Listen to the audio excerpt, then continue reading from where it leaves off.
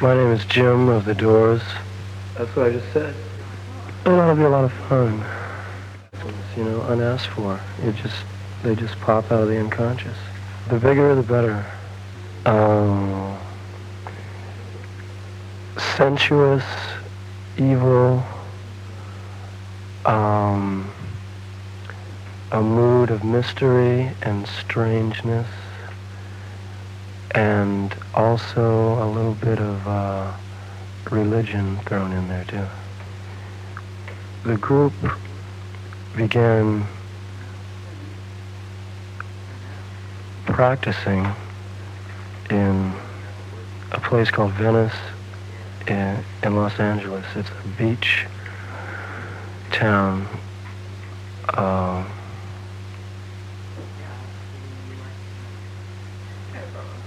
With the atmosphere of a dying arcade. And then our first job was a Christmas party. At a house, a relative of Robbie's. Then our first job was at the London Fog on Sunset Strip. And we were there it was a small club that no longer exists. And the most people it could hold, I'd say, would be about 50. Maybe on a good night there could be about 50 people. There was a bartender named George, a doorman named Sam, sometimes Joey would be at the door, a waitress named Susie, and a dancer named Rhonda, who danced in a little rope cage across from the bandstand. Jesse James was the owner. He was a young man, but he was dying of cancer, and it was kind of a struggle to keep the place going. In an intimate club atmosphere, you can be more subtle and more intimate. In a large arena, you have to be more theatrical, but they're both interesting. I like playing any place where we're the headliners and there's a large crowd of enthusiastic people to watch us. What's the difference? You're not aware of individuals as much as in a smaller place. In a smaller place,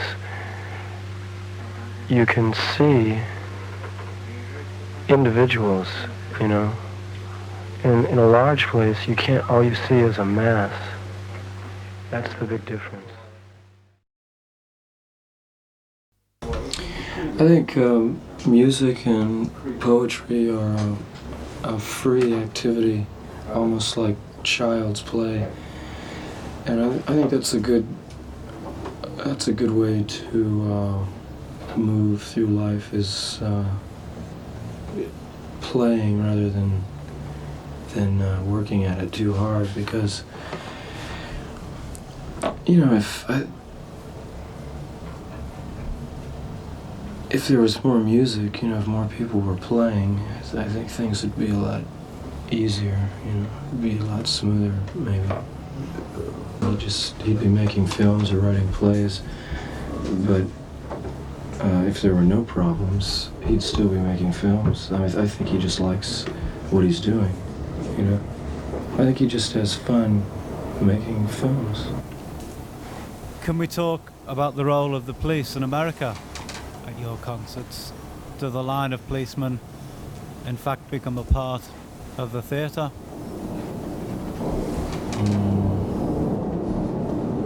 Yeah, it's a real drama. You get a triangle situation: the audience and the police and the stage. And when you don't have that, when you just have a dialogue, it's just like a conversation between two people, you know. Is it easier in a triangle situation? I better get that. No one's here. Would somebody get that and see us down there?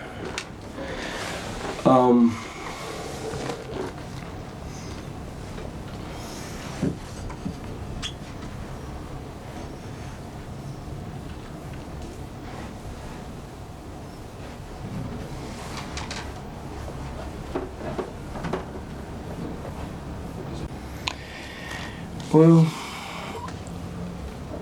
usually I look on it as, a bunch of uniformed officers lined up in front of the audience. I think it's,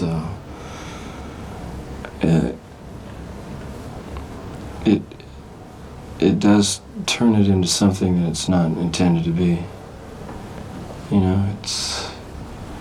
I think it's an incitement. Is that something that you can make use of? If you find yourself in a situation, you just have to go with it. You know. So tell us about New Haven. Well,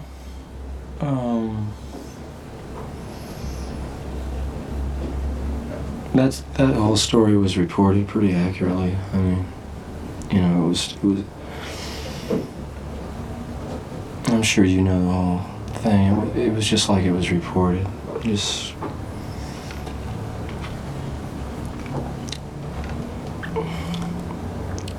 I think in that case, if I'd known beforehand that New Haven had a history of things like that, I would have been more skillful in coping with it. But to me, it was just another town, that I'd heard the name, but I didn't know anything about it. And they have like a history of that kind of incident. You say that the police are an incitement. They would say that you, Jim Morrison, are an incitement. I was only, actually I was charged with, I don't even know if they said incitement. I think it was giving immoral or indecent exhibition or something like that. And that's a little different, Do you have any defense against the accusations of being an incitement? The charges were dropped, so obviously it was a mistake, Why do you think some people think your act is immoral and obscene? I think that was in one of the songs I related an incident that had happened backstage before the concert involving a police officer. And I think it was the fact that I was pointing out their existence, kind of talking about them in a performance. And I guess they thought it was trespassing the bounds of art and reality or something. I think that was it. What about Columbia, Maryland? Usual town, though, it's not like that. That's the only time anything like that has happened. Because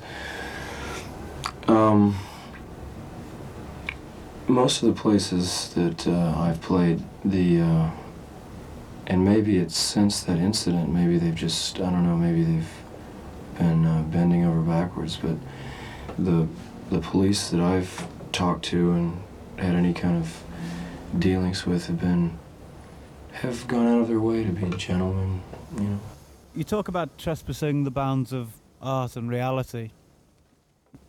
Do you actually consciously think of that, or do you think of it as just art? I wouldn't have done it that night, except that I was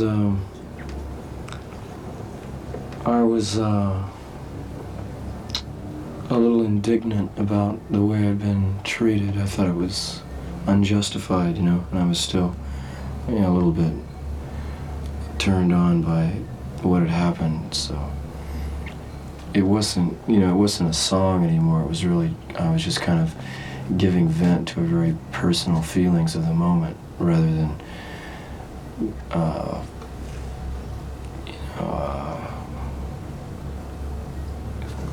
putting on a performance. I was actually, what would you call? I was just letting out some very personal feelings that I had.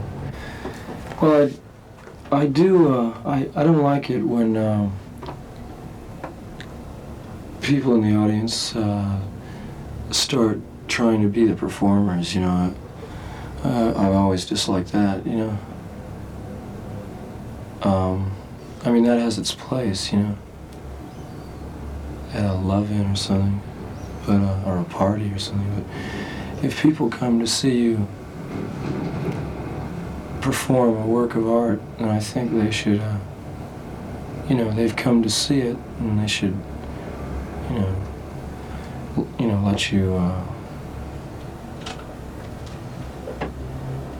do what you're supposed to do.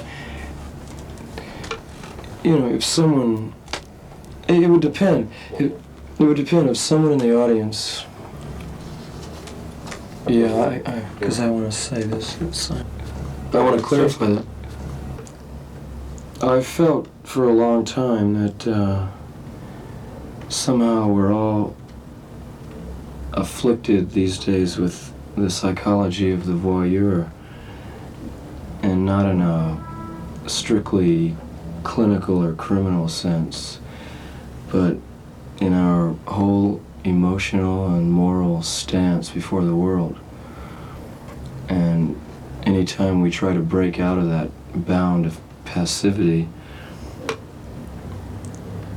our actions usually seem awkward and obscene, like an invalid that's forgotten how to walk. However, you know, so I don't like a separation between actors and spectators, because I'm against that. I don't think there should be a separation at all. But you find in reality that if a person in the audience jumps up or just sits in his seat and shouts something out, and it's not good, if it's just, if it's stupid, or like if you get to them, if you affect them, but what they come out with is something petty, you know, then I think they should be put down. Or if someone jumped up on stage and tried to take away the microphone, well, if they were good at it, you know, and looked good and had something to say and did it good with style, I think I'd let them do it. But if it was some drunk or, you know, some idiot, you know, just trying to, you know, expose himself for a few seconds without anything really to say or do, I'd shove him back into the pit, you know. But at recent concerts, you went down into the audience? Went down there? Because I didn't think we were getting to them somehow. I thought we were playing very good at a very high level of energy, and I thought that they were, I felt too much of a separation. So I wanted to see whether I could kind of break it down a little bit, you know. Didn't work too well. No, it wasn't just, you know, I just like to see if anyone has anything to say, you know. I think the reason why the second sets were much more exciting both nights, I think it was the presence of the TV crews on stage and in the hall. I think it kind of, you know, it's that voyeurism thing. It's like it introduces an objective element that turns people off to a real communion. With hidden cameras, maybe. People are aware of them. And even if they were hidden, I think somehow they'd be aware, because it would have to be hidden from the performers and from their knowledge, too. You see? Because if I know I'm being filmed, there's a barrier between what I really want to say if we were just talking, you know. Even more than if we were just talking, you know, there'd still be a barrier. But that's what you know, because the second sets, both nights, were fantastic. The first ones. So I just wanted I guess what I wanted to do was just say, you know, forget that you're an audience and we're up here, and that forget all the surrounding publicity and that we've come over here to play and you've never seen us. You know, just we're here to have fun. Didn't work though. It's because it was already in the atmosphere. Yeah, they I don't know. Sometimes it's I don't know. I guess it's when you get a lot of younger kids, they're more free, and they're a little, I don't know. This is the wrong word, but they're a little crazier, you know. And they have a little less fear, not just of physical violence, but they have less fear of how they'll look to other people, you know, how their behavior will come across to their friends or something. Would you get that and just take a message or something? Thanks. So, you know, sometimes in the States you get, you know, kids charging on the stage and all that, you know, and you get a real surge of emotion. Like, they weren't aware of, they were hearing it for the first time, and they were really listening, you know, soaking up every word, every nuance, every gesture. And so it was satisfying to me because I was able to give a more, what I thought was a more perfect, more real performance, you know. I enjoyed it. I didn't feel I had to act, you know, and exaggerate, because they were watching. It was a small place, everyone was quiet and sitting, and instead of having to leap around and run around to be seen, all it would take would just be that much, you know, or just change the voice a little bit. It's great. I imagine, I don't know what it's going to be like in the rest of Europe. I think it's going to be great because they've never seen us, you know. Where do you think you're going musically?